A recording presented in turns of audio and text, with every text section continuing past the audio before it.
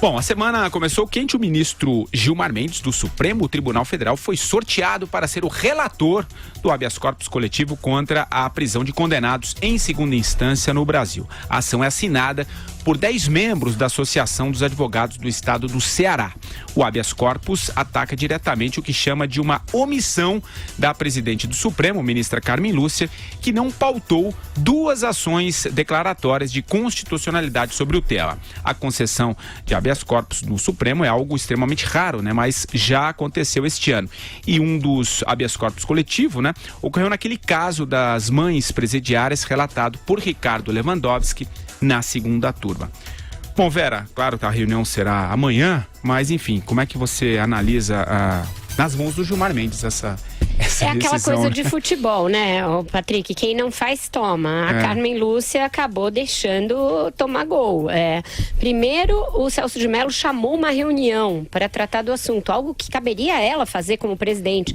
Inclusive, eu a exortei a fazer isso numa coluna há umas 2 ou 3 semanas. A gente falou muitas vezes aqui que ela estava se omitindo. Depois de levar uma bola nas costas do decano, agora ela vai passar por isso. Esse habeas corpus provavelmente vai chegar ao plenário, tudo aquilo que ela tentou evitar. Ela deu uma entrevista hoje pela manhã na Rádio Itatiaia, em que ela tratou do assunto, tentou se esquivar novamente, falando, olha, qualquer ministro pode pautar habeas corpus, não depende só da presidente, de novo tentando dividir a bola e terceirizar responsabilidades, o que não é nada bom para quem preside uma corte que tem tantas demandas da mais alta relevância nessa matéria penal como o Supremo hoje. Está tudo lá depositado. Futuro da política, de certo modo, está ali depositado, Patrick, porque tem essa questão da segunda instância para ser tratada, tem a questão do foro privilegiado a ser tratada, tem 2 inquéritos contra o presidente da República que são objeto de bastante questionamento jurídico, razoáveis dúvidas jurídicas lá colocados, e a presidente ficava pisando em astros distraída, fingindo que não tem nada lá acontecendo.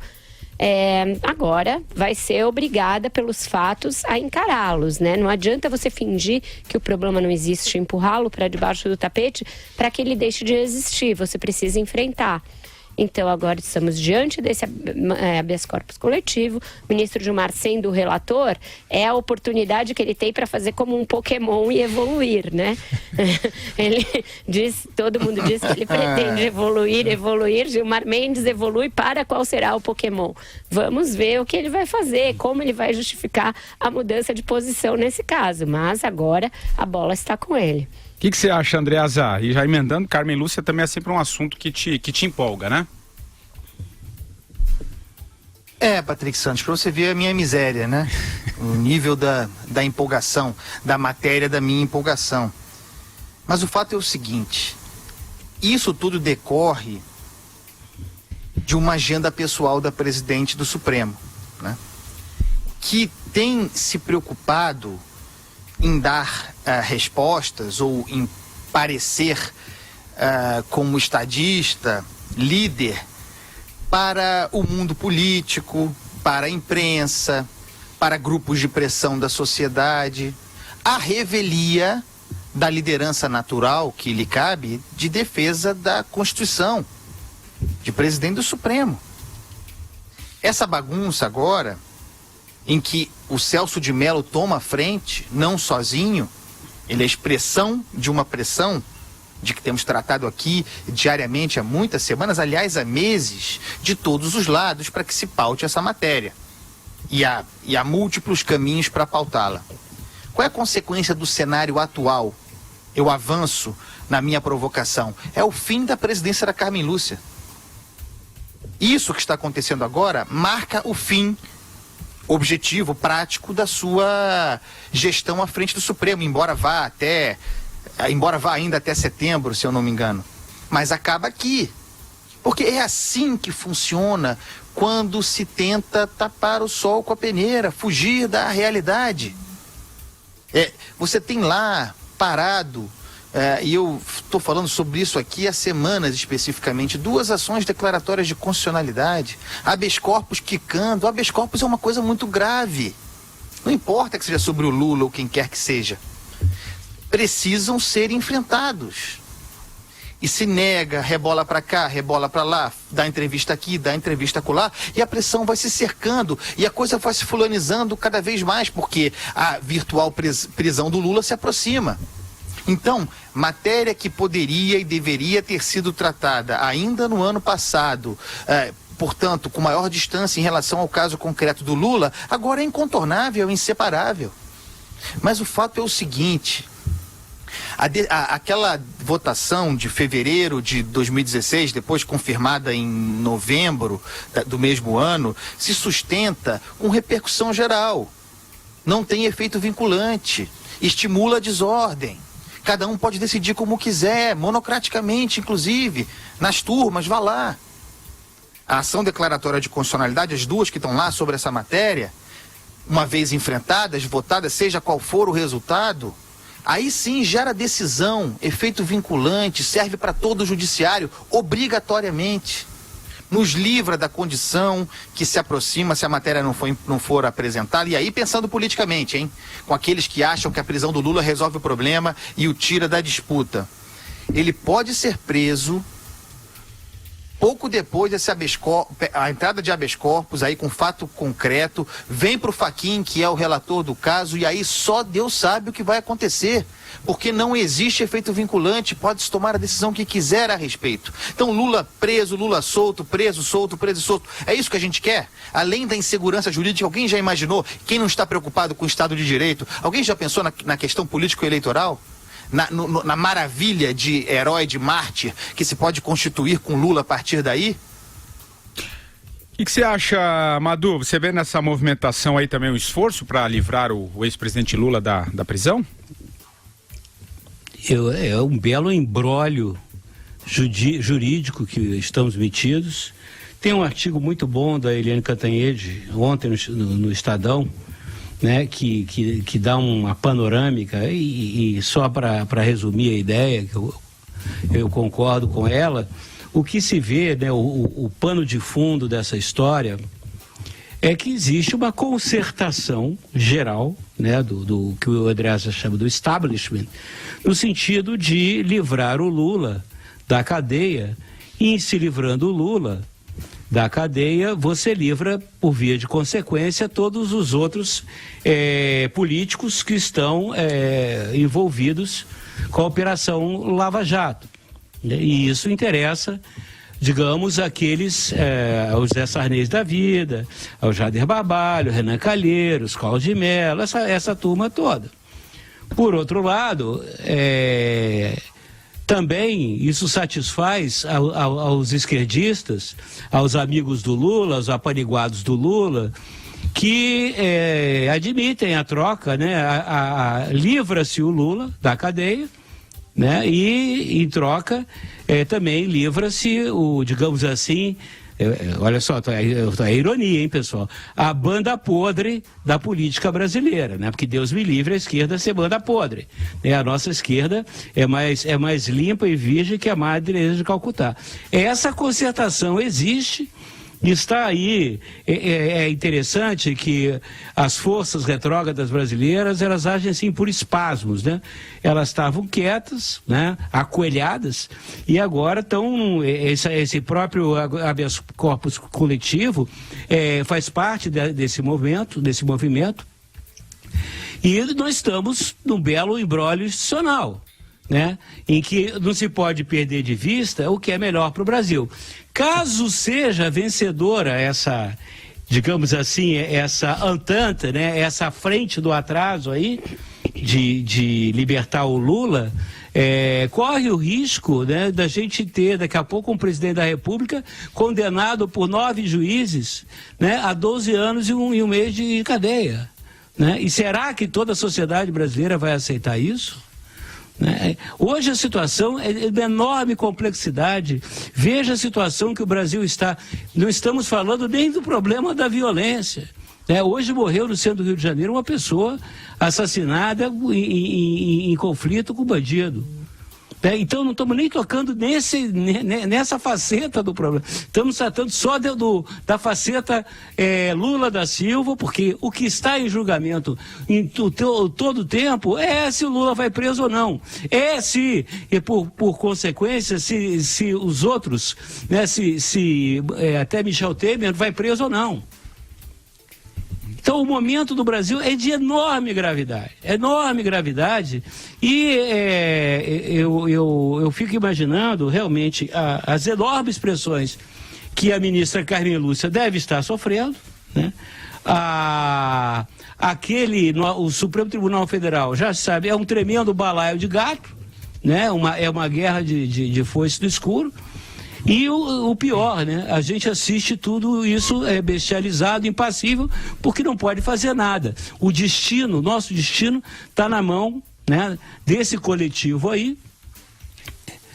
E eu não tenho a menor ideia de quais serão as consequências, né, caso você venha a ter um retrocesso, né, grave, né, porque se acabar a prisão de segunda instância, meu amigo, acabou a Operação Lava Jato, acabou qualquer chance de você tentar moralizar um pouco a roubalheira do Brasil. Ô Vera, eu já passo para você, mas só para trazer até mais uma informação dentro disso que nós estamos falando aqui, que tem a ver até com o que o Madu está colocando, que em paralelo a esse habeas corpus corre uma alternativa e também a mudança de entendimento sobre a prisão. A ideia é do ex-ministro da Corte, o atual advogado de Lula, Sepúlveda Pertence. Ele descobriu que o acórdão da liminar que permitiu a prisão após a segunda instância nunca tinha sido publicado. Isso abriria aí uma brecha para a revisão. E tal acórdão foi publicado no dia 7 de março, abrindo prazo de 5 dias úteis, né, para apresentação de recursos. Enfim, isso foi o que a Eliane entraram com...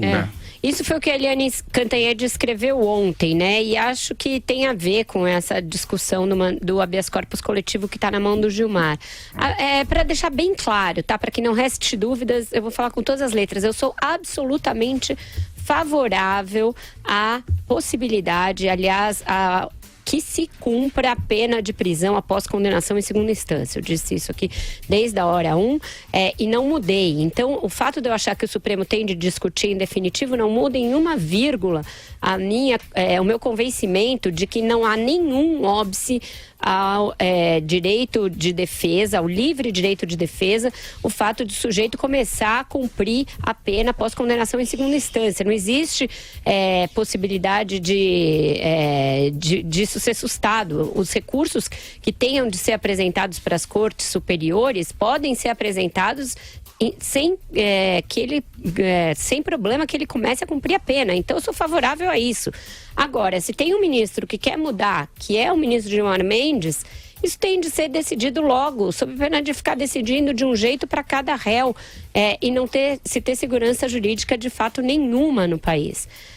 Então uma coisa não exclui a outra. No Brasil hoje em dia, ou você tem que ser preto ou você tem que ser branco, sem ver que muitas vezes as matizes são importantes.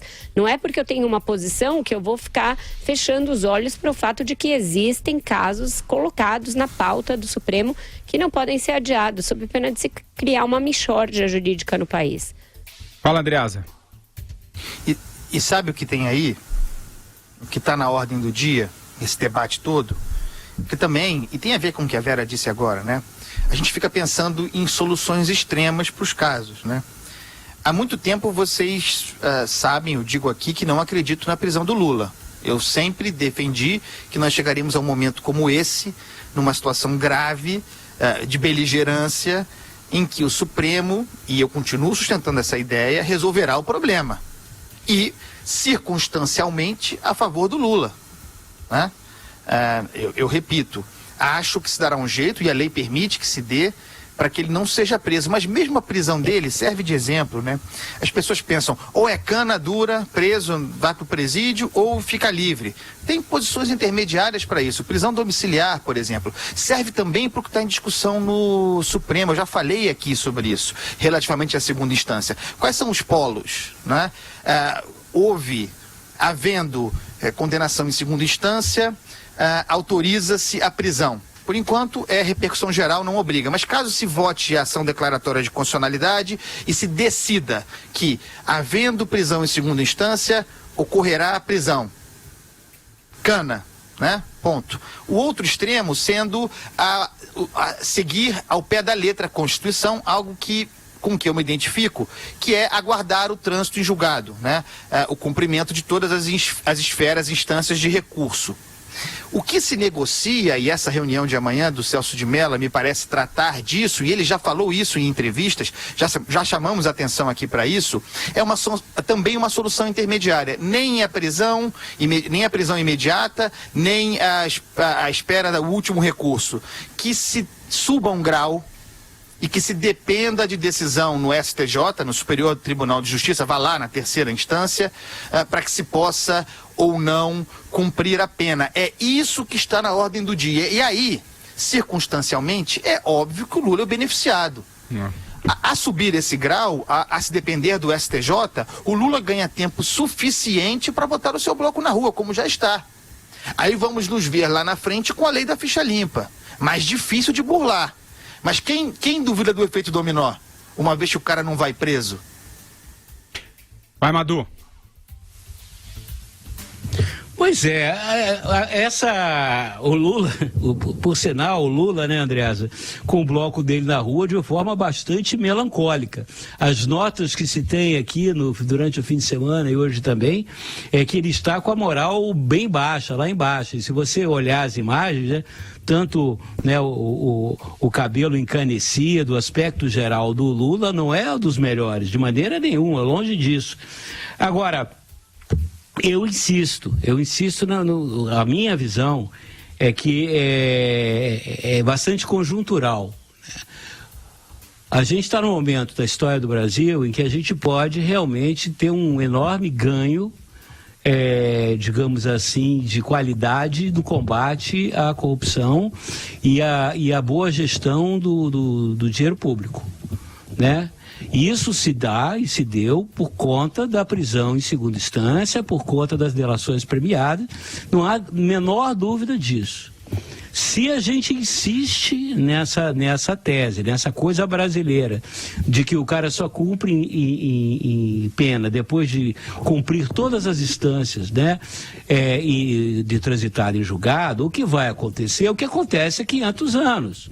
Ou seja, aqueles que podem pagar bons advogados, né, que procrastinam as coisas, né, que lançam mão de chicanas jurídicas, ficam tranquilos, né, a vida inteira, continuam roubando, continuam cometendo seus crimes, sabendo que continuarão também impunes, longe do alcance dos braços da lei.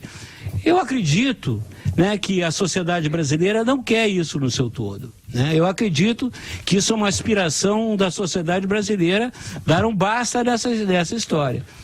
E então eu acho que nesse momento a minha interpretação, dada a situação, é que você tem que manter essa como é que chama, essa norma, enfim, como diz a lei, né, de que a prisão é de segunda instância, não tem nada que voltar. Essa discussão já foi feita 2 vezes, quer dizer, é o tipo do negócio, né? Enquanto eu não ganhar, não vale, né? Mais uma, vou jogar mais uma até eu ganhar. Não, eu acho que o grande problema, né, é que eu acho que o Supremo está enfrentando, e tanto a nossa esquerda, a nossa direita, que querem essa concertação, né, querem esse grande acordo, ao arrepio da lei, né, ao arrepio da justiça, no caso, não da lei, ao arrepio da justiça, e ao arrepio da vontade do povo. Essas pessoas, o compromisso delas é com o passado, né? E elas têm um grande problema, elas têm que enfrentar a opinião pública. A opinião pública hoje é uma enorme muralha, né, que eles já tentaram ultrapassar e não conseguiram. Estão tentando mais uma vez. Disso a importância de todo, por exemplo, as pessoas, eu tenho essa convicção, acho que é importante para o avanço do Brasil que as coisas permaneçam, a prisão em segunda instância permaneça, né? Não vamos entrar em firulas jurídicas, né? Colocar essa questão no momento é proteger os criminosos, sejam os criminosos do PT, sejam os criminosos do PMDB, do PSDB e do PP e qualquer outro partido envolvido. Bom, e a gente entendeu? vai... Casuísmo.